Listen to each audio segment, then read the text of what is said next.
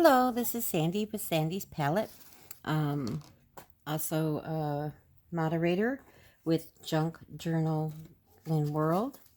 And today we're doing a quick little, well, hopefully quick, tutorial on journaling cards. We have several beginners in our group, and they're just learning and have lots of questions about different things, and one of them is journaling cards. So, I take a couple different approaches to when I do journaling cards. Um, some I will make up bases just so that they're kind of ready to then just embellish to go with the journal that I'm doing. Sometimes I'm just using up scraps and ephemera and whatnot and just make journal cards and have them in my stash ready to go, and it really helps speed along the process of making the journal or completing the journal. So I'm going to show you probably like 3 examples of how I go through my process. And the first one is I do buy pads of paper. I buy a lot of them from AliExpress. They're usually pretty reasonable, and a lot of times you can get free shipping. And they do have specials that run at times where you can buy 3 or more certain select products that they have for $1.99 or $1.97, something like that each. And it includes free shipping and I think like a 15-day guarantee delivery. The only thing with AliExpress, sometimes the delivery can take a long time. So that being said, I'm going to start with that, and I'm going to show you an example of one that I've already completed. Okay, now this was from the paper pad, and what sometimes is nice with using something from that, it's got a lot going on that really you don't have to do much if you don't want to. Okay, so like here you can see there's nice splatters, which, you know, I love. You don't have to do it yourself with ink or whatnot. It's already on the paper. They got flowers, and there was a little bit of open space here. So, well, first let me tell you how I assembled the paper on the card. I backed this with just white. Now you can use just cardstock. I don't like a flimsy paper or just leaving just the paper because sometimes it's hard to get in and out the pockets, okay? So usually I will back it with something, and I try to use something as kind of thin as possible, only because I've learned the bulk of adding these type of items into your journal, you will end up with, I think the term's been gator mouth or whatnot, where you start out sewing in your signatures and the book's nice and flat, great. You start adding elements and things, the book starts rising up on the closure end, and you can't really close. It won't lay flat. So, but this is like really where my junk comes in. So what I use in this card, and I'll show you, I'm going to do one, was I had bought a great value pack of greeting cards and envelopes. They came in white and ivory. And so I use a lot of envelopes, obviously, for our junk journaling and folios and such. So, you know, I have a lot of the actual card bases, and here's where that fold would be, where you would fold and make a card and go from there. So I have a lot of these left, so I use them. I also use old file folders. A lot of things now are electronic. We're in a digital world, so we don't actually file as many. I still am old school and do things with my bank statements. I like the printed copy, but, you know, try to be as environmentalist as I can and using up things that come, you know, mails and old boxes, cracker boxes, things like that. They're a little bit thinner, so I will use those sometimes for journaling cards. Like I said, old file folders. But the little bit thinner they are, the less bulk it's going to be in your book. But you also want it to have some sturdiness in your journal card, right? And you also want to be able to write on the back of your journal card. So if I have some, well, I'll show you that in another example. Okay, so all I did was on my piece of paper, I used a glue stick. I did buy a box of the Yoo-Hoo Stick Blue Magic, which a lot of people in the junk journaling YouTube channels use. I got the Blue Magic, and out of the whole case, I think I've gone through at least 6 or 7 of them so far, and only one was actually blue. And the blue helps show you your coverage, right? And the only thing I find with this too is that it, after a couple days, or I go back and I look at some things, they're starting to peel off. And then I have to go back in with art glitter glue. This is a wet adhesive. I like the art glitter glue. It glues real fast and has a nice precise tip, right? That you can just put the small amount that you want. But I did, Pam from Paper Outpost recommends the Scotch Create glue stick. It is a little bit more expensive, but I do find, yes, it is a lot stickier. It goes on very, very well, and I'll show you that when I go to actually make a similar card to this to show you the process. One of the things, though, that why I wanted to do one in advance, and I'll explain later about the glue again, was, yes, this is a great card, or a great piece of paper, has a lot of the elements, already has like a word on it. I don't need to add anything. You could go with it just as it is. Now, I did add the clock face, and I put a little gem. I don't know if you can see that in the camera. I'll try to bring it up. A little black gem there in the center of the clock. And I added this bird. And I did lightly with black soot, Tim Holtz Black Soot ink. Just inked around it and around the clock. The clock, again, there's always like a little white edge. Same with like the paper. I don't like the white edge, so I am an inker. Unless it's a bright colored kind of book or a lot of white in the book, then I don't usually ink. But, you know, it's always a personal preference. So I have inked all the way around it and the back of the card. Okay? But what I like to, again, it is sometimes what takes a card from, yeah, it's really nice to bring it up to a little bit more of a wow factor, is contrasting colors, which I don't have a lot here, because I didn't have a lot to work with on it. And the other is like dimension, okay? And I used to use a product called by Ranger called Glossy Accents. And if you ever have scrapbook, card making, whatever, you know what embossing is, sorry. And there's the dry embossing, which is using like an embossing folder that you would run it through machine and it leaves an imprint on the paper. And then there's what we call wet embossing. And that is when you're either like stamping with a certain type of ink pad, like Versamark, or there's some that are actually, you know, for embossing.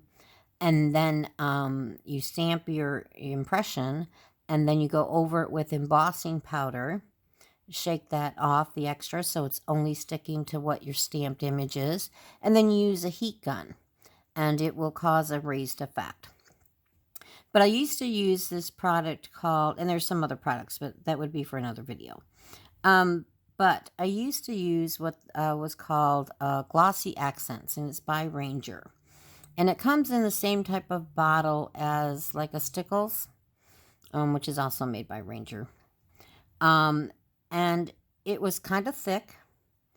I couldn't get very precise, detailed lines on it, and it would take forever to dry.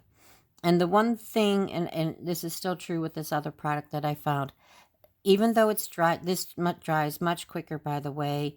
It's a little bit more self-leveling. I don't have as many air bubbles as I did with Glossy Accents that I would have to pop, otherwise you have bubbles in it. It goes on a lot smoother. It's a lot easier to work with.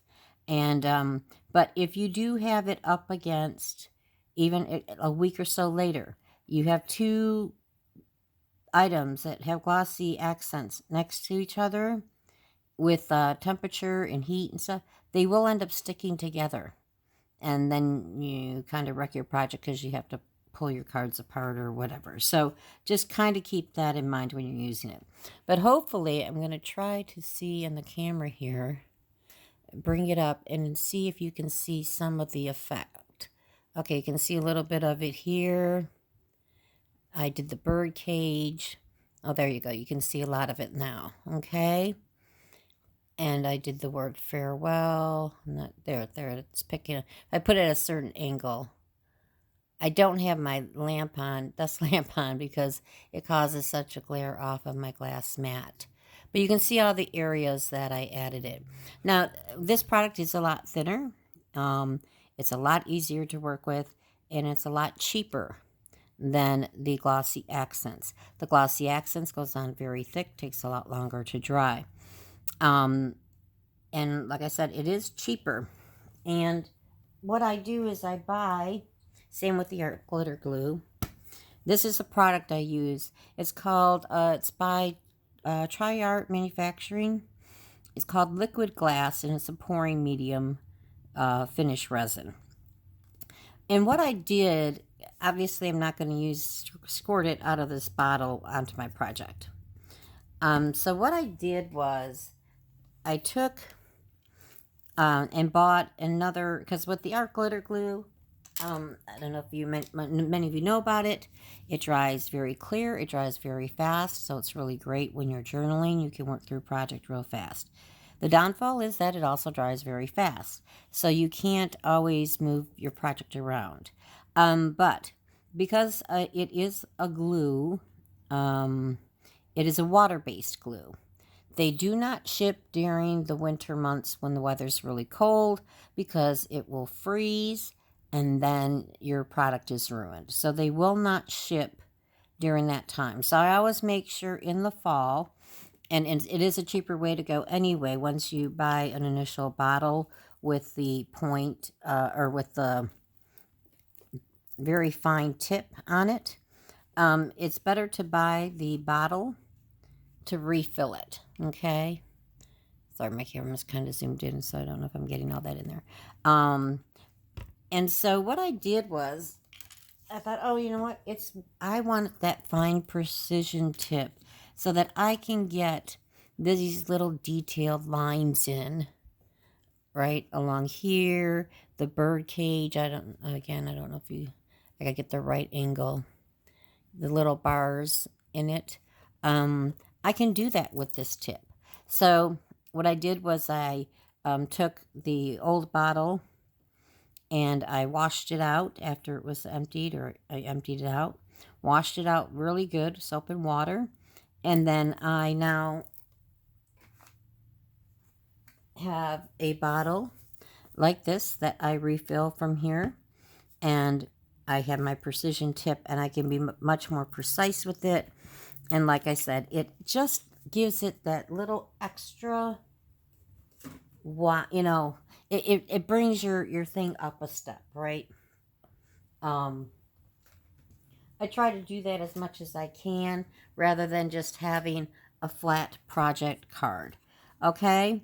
And sometimes it's, like I said, in the details, those little things make a huge difference. So I use this product a lot. And even if it's a bigger area, I still can use that same bottle and, just squeeze it and you'll get a lot more out. Okay? So I wanted to show you that real quick, and then now I'm going to show you how I actually make this. So this card is based on the size of the paper. So I have one here, and I'm going to show you how I did it. I don't know how we are on time here. 15 minutes already. Okay. So first of all, because it's a thinner paper, same thing with using book page and a lot of your papers. If you're using like old scrapbooking paper, which I do have one coming up that I'm going to show you here, it's okay to use a wet glue like this, okay?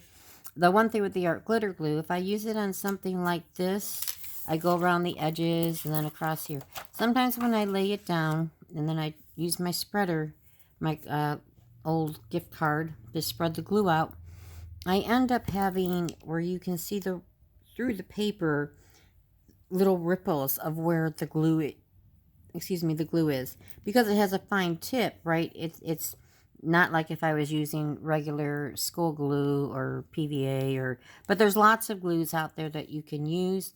And but then sometimes your paper, when it's thin, it will warp if you use a lot of the wet glue, right? So that's where I do recommend, and I do like the glue sticks for using this fine paper. So obviously my area is a little bit bigger. Sometimes I do try to line it up just so I have less cutting. But if you've ever hung like wallpaper or anything like that, these things aren't always perfect, right? They're not always going to be at a perfect right angle, but so sometimes I come in a little bit in just so then I can cut it and know that it's going to be right. So here I have my glue book, and all I'm going to do now, when I do the gluing, make sure I'm in, okay. Like I said, you'll see how much better this is than the other glue sticks that I have tried. But again, it's up to you. I always do my outside kind of first, and I kind of go a little bit across. I don't do the bottom yet because I want to hang on to it.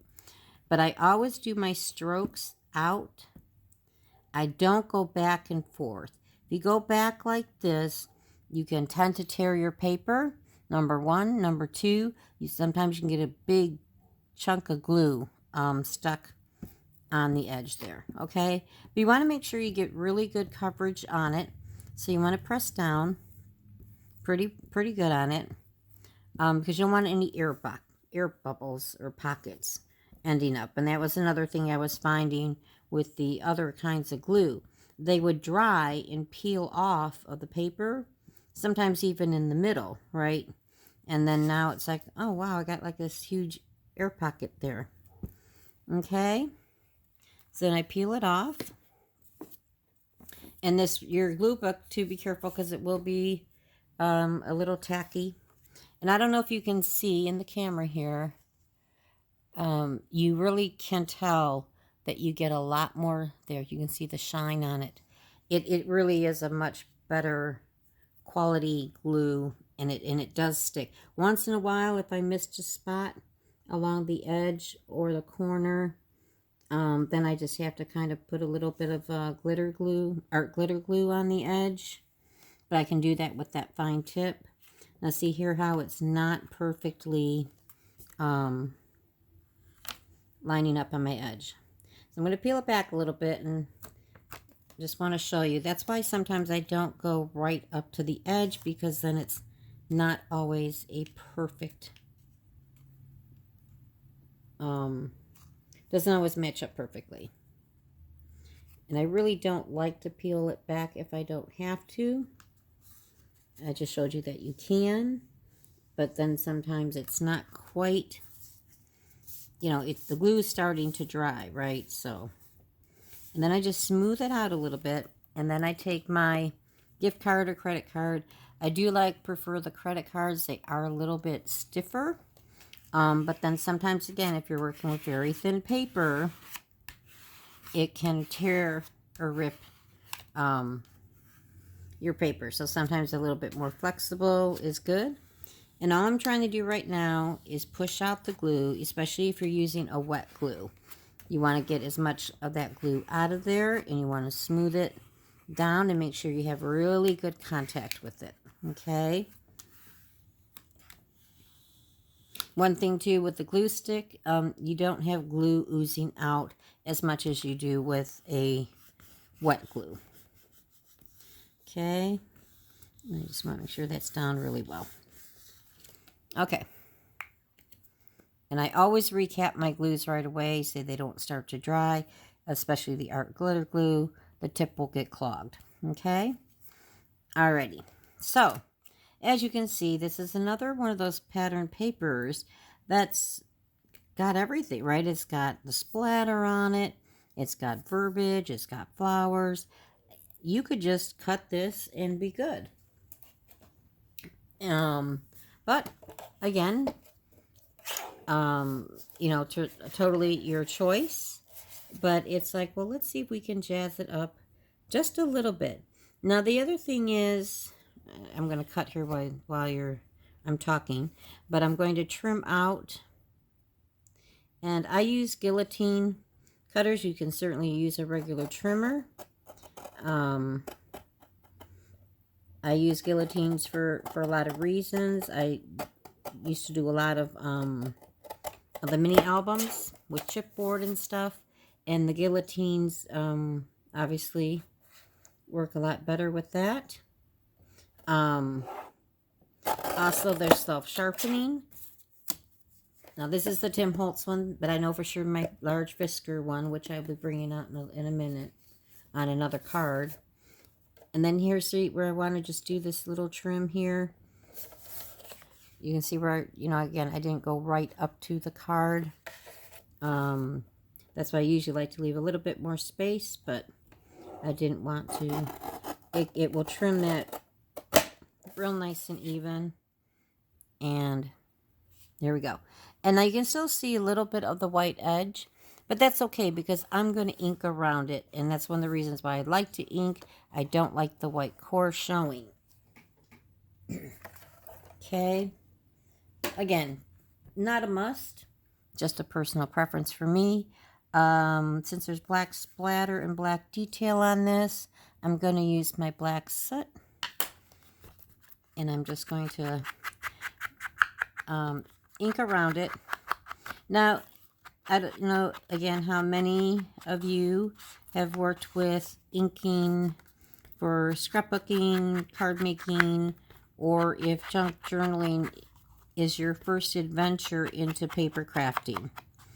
But just so you know, now here I didn't do, excuse me, where I wanted a lot of ink showing or distressing right on it. I just basically wanted to cover that up.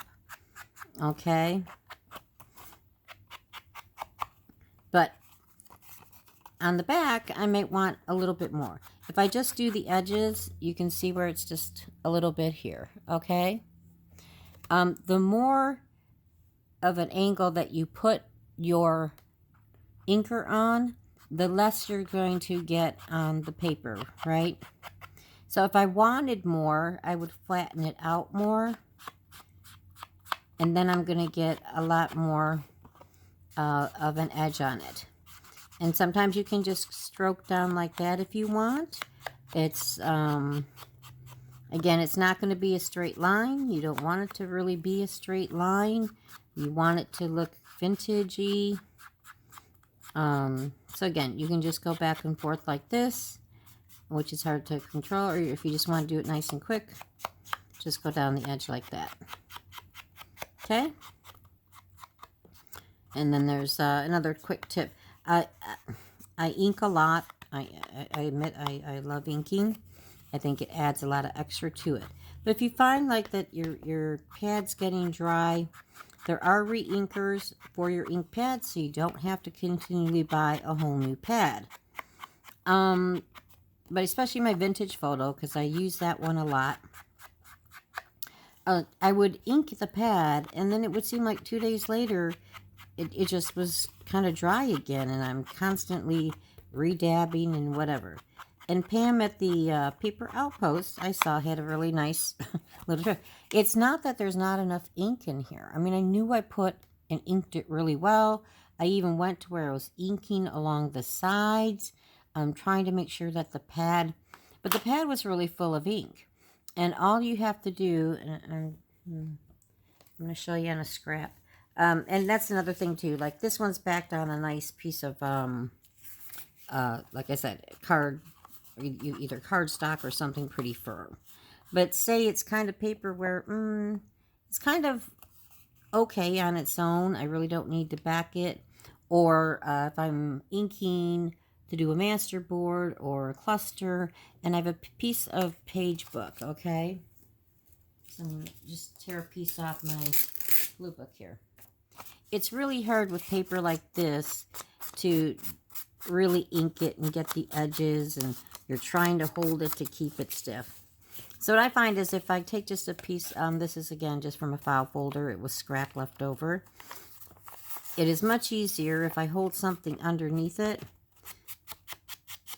and then I have something, and I can put it to the edge like that. Okay, and you can see where it's much easier. Okay, but I'm going to show you if your ink pad seems dry.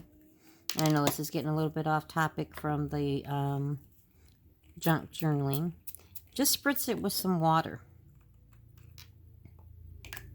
The inks are water-based. And now if I dab it, you're going to like really see that you might want to let it soak in a little bit, but if you want it real strong, look at the difference. Wow.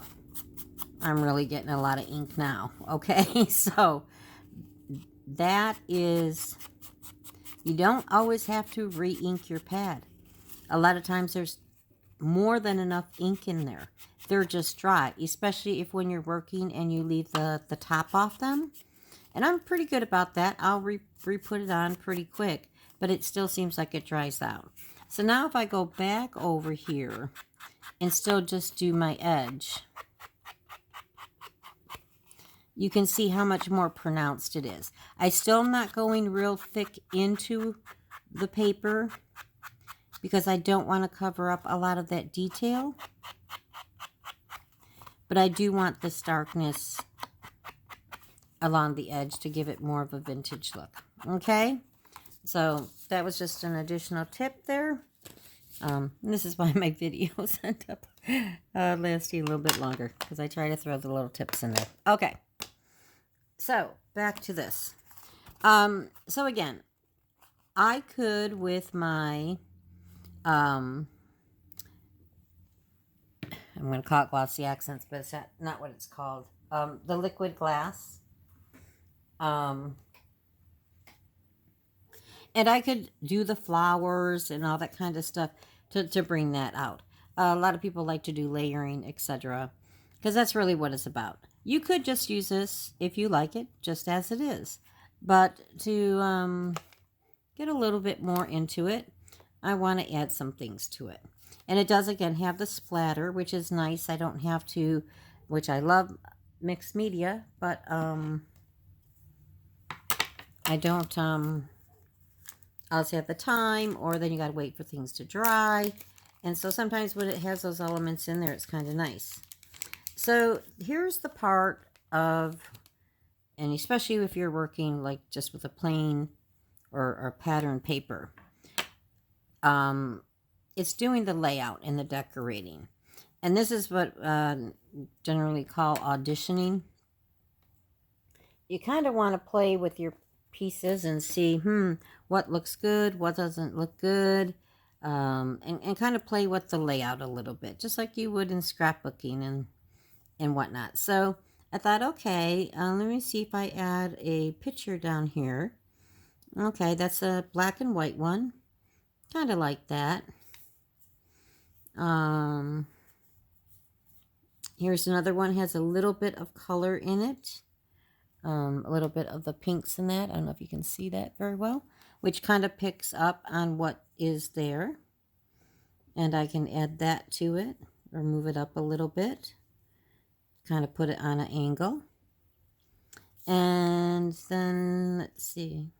Now this one's colored, and I kind of like this one because it brings out the colors more, um, you know, in the paper. You know, there's something too also to be said when you're picking out things. You want to match the colors, or the colors go fairly well. But if it gets too matchy, your pieces you're decorating just gets lost with the paper, and you really nothing. Your focal point isn't really standing out. So sometimes it's too matchy isn't always good. Contrast is great. It really makes things pop. Okay, so I think I'm going to go with this. The other option that I considered was a butterfly. So I'm going to see what that looks like. And this is what I mean by auditioning. You know, if you're happy with that, just go with it. If you're kind of quick crafter, I take a little bit longer because I like to look at my options. And sometimes I'm glad I did that because, it looked a lot better or different than what I would have originally gone with. So here's a green one because there's different shades of green in there that I could add a butterfly. And yeah, that doesn't look too bad. It's got the black, brings out the black splatter a little bit better. Here's just a pure black and white one. Now these are a vellum, by the way. They're stickers, but they're a vellum. So you're going to see the print and that come through behind it, okay? And then you just kind of figure out what angle do I like, you know, what looks best. And then there was this one that had a little bit of pink in it, but it's a little bit bigger of a butterfly, but I don't mind that too much. And that looks kind of nice too.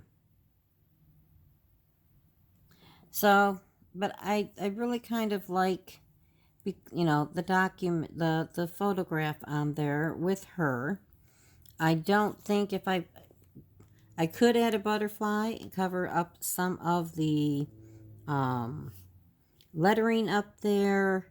But what's nice about this is because it's already got lettering, I probably won't add a phrase or a word or things of that nature to it. Certainly could, but yeah, I'm not like, oh, you know, really want to do that. But I still kind of want a little extra. So I was thinking, okay, maybe if I put a little bit of lace, and I'll trim the lace to kind of go with what I'm looking at here. Maybe add some lace behind there to add some texture to it. So I think I'm going to do that. I'm just going to trim that down. I use my fabric scissors versus my paper scissors.